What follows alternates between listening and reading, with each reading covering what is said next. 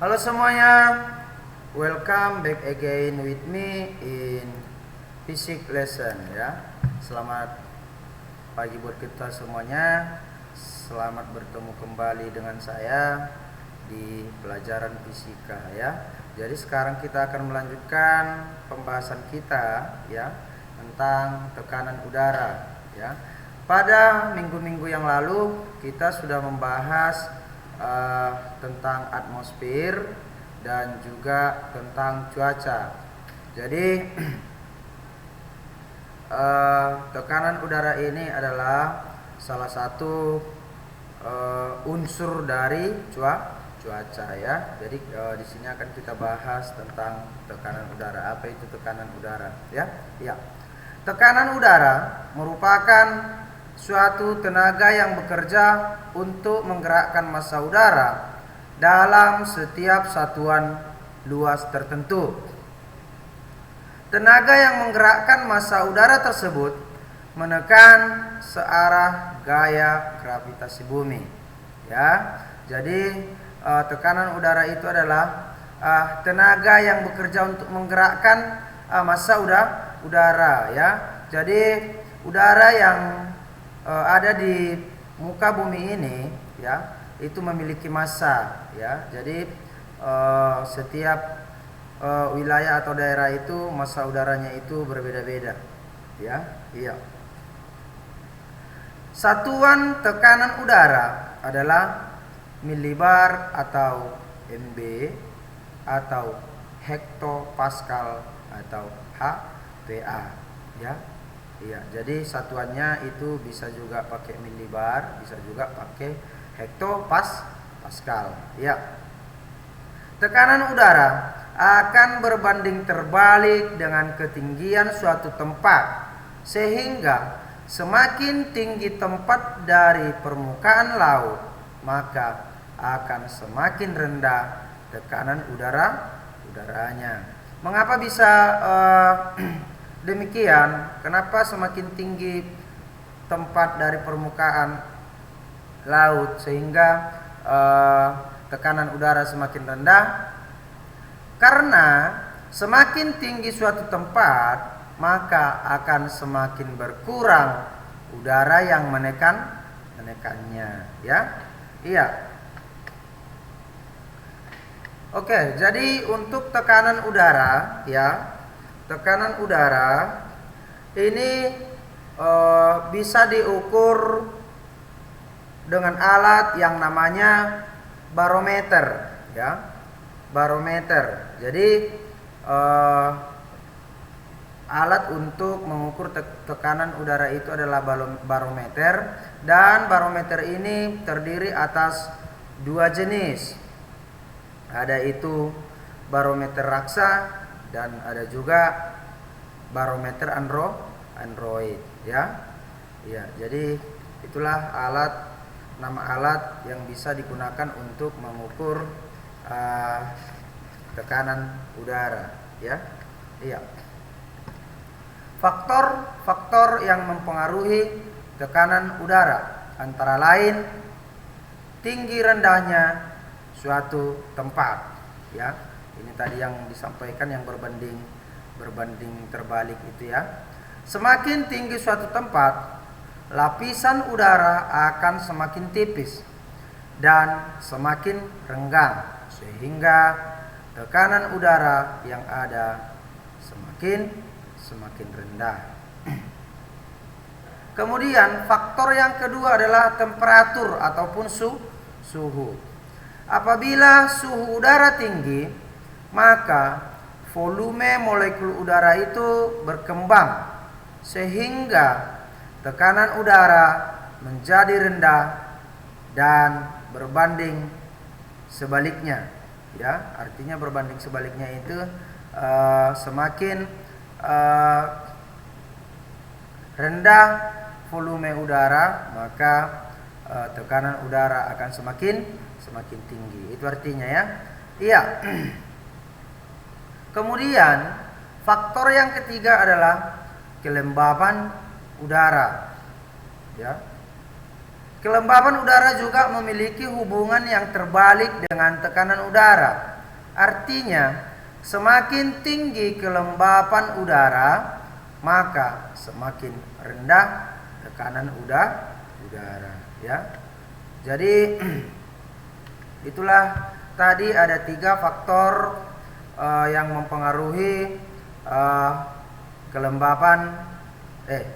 faktor yang mempengaruhi tekanan udara. Tadi ada 3 ya. Yang pertama adalah tinggi rendahnya tempatnya, kemudian yang kedua adalah suhu, dan yang ketiga adalah kelembapan udaranya, ya. Iya. Baik, sekarang kita lanjutkan pada kelembapan udara. Yang pertama yang kita bahas adalah tekanan udara. Sekarang yang kedua adalah kelembapan udara. Iya. Kelembapan udara atau kelembaban udara adalah konsentrasi kandungan dari uap air yang ada di udara, ya. Jadi kelembaban udara ini terdiri atas 2, ya, terdiri atas 2. Yang pertama kelembapan absolut ataupun kelembapan mutlak, dan yang kedua adalah kelembapan relatif ataupun kelembapan nisbi, ya. Yang bagaimana itu yang kelembapan mutlak di sini akan saya jelaskan. Kelembapan absolut ataupun mutlak adalah besarnya massa uap air dalam gram, artinya dalam gram ini adalah satuannya gram, ya, yang terdapat dalam 1 meter kubik udara, ya. 1 meter kubik udara, ya. Jadi kelembapan mutlak ini adalah besarnya massa uap air, ya. Berapa gram uap air yang ada dalam 1 meter kubik udara, ya. Iya. Contoh, jika dalam 1 meter kubik udara terdapat 5 gram uap air, maka kelembapan absolutnya ataupun kelembapan mutlaknya adalah 5 gram per meter kubik, ya. Iya. Kita masuk ke kelembapan yang kedua, yaitu kelembapan nisbi. Yang bagaimana itu yang kelembapan nisbi? Ya, dengarkan. Kelembapan relatif ataupun nisbi adalah bilangan dalam persentase, ya. Artinya bilangan dalam persen yang menyatakan perbandingan jumlah uap air dalam 1 meter kubik udara pada suatu suhu dengan jumlah uap air yang dapat dikandung dalam 1 meter kubik udara pada suhu tersebut, ya. Jadi untuk mencari kelembapan relatif udara, ya, ataupun kelembapan nisbi, ya, ada rumusnya, ya. Di sini sudah saya tuliskan rumus untuk mencari kelembapan nisbi, ya. Rumusnya adalah kelembapan nisbi sama dengan kelembapan mutlak udara pada suhu tertentu dibagi dengan jumlah uap air jenuh, ya, pada suhu itu. Kemudian dikalikan dengan 100%. Contoh, 1 meter kubik, ini 1 meter kubik, ya. 1 meter kubik udara yang suhunya 250 derajat Celcius terdapat 15 gram uap air, maka kelembapan mutlaknya adalah 15 gram. Jika dalam suhu yang sama 1 meter kubik udara maksimum mengandung 18 gram uap air, tentukanlah kelembapan nisbi udara pada saat itu, ya. Jadi Untuk menjawab dari soal ini ya, maka akan kita menggunakan rumus yang ada di sini ya, dimana kelembapan mutlak dibagi dengan nilai jumlah uap air ya. Iya. Sehingga jawabannya kelembapan nisbi sama dengan kelembapan mutlak udara pada suhu 250 derajat Celcius dibagi dengan nilai ataupun jumlah uap jenuh udara pada suhu tersebut dikalikan dengan 100% ya. Maka kelembapan nisbi sama dengan kelembapan mutlak tadi diketahui di soal 15 gram dibagi dengan 18 gram nilai uap dikalikan dengan 100. Maka 15 dibagi 18 sama dengan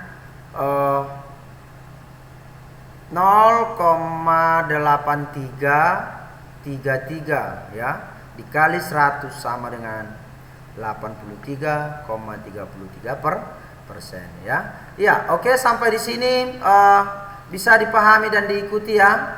Ya, jadi tugas kamu adalah di sini saya sudah menyediakan soal, ada 5 soal ya. Ini soalnya gampang-gampang ya. Jadi tugas kamu adalah kerjakan soal yang sudah saya sediakan ya.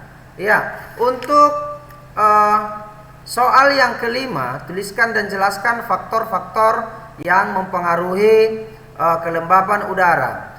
Akan tetapi dalam video tadi saya belum ada jelaskan apa-apa saja faktor-faktor yang mempengaruhi kelembapan udara. Jadi untuk itu di sini akan saya jelaskan satu persatu ya. Faktor-faktor yang mempengaruhi kelembapan udara ya, ada 8. Yang pertama adalah suhu udara. Kemudian faktor yang kedua adalah tekanan udara. Yang ketiga adalah pergerakan angin. Yang keempat adalah intensitas penyinaran matahari. Yang kelima adalah kerapatan vegetasi. Dan yang keenam adalah ketersediaan air. Yang ketujuh adalah topografi wilayah. Topografi wilayah ini artinya semakin tinggi suatu wilayah, maka semakin tinggi juga kelembapan udaranya ya. Dan yang terakhir adalah faktor yang terakhir, kerapatan udara. Artinya semakin rapat udara di suatu tempat, maka kelembapannya pun akan semakin tinggi ya. Jadi itulah dia tadi ada 8 faktor-faktor yang mempengaruhi kelembapan udara ya. Jadi sudah dari kelima soal ini sudah bisa kamu kerjakan ya, karena tinggal kamu buka video ini, maka jawabannya semua sudah saya jelaskan di dalam video ya. Iya, akan tetapi di sini soal yang nomor 4, di sini jelaskan 3 jenis kelembapan udara. Ya, ini 2 ya. Di sini ada kesalahan waktu menulis ya. Jelaskan 2 ini 2 ya. Kelembapan udara ada 2 ya, dan di video ini juga di materinya saya tuliskan hanya 2 ya. Iya, jadi demikianlah dulu yang bisa saya sampaikan pada pertemuan kita kali ini ya. Pesan saya ya, kerjakan setiap tugas-tugas yang disampaikan oleh Bapak Ibu guru di dalam video ya. Kemudian kirimkan hasilnya melalui WA pribadi masing-masing ya. Itu pesan saya ya. Jangan nanti kamu beberapa mata pelajaran saja yang kamu kerjakan ya.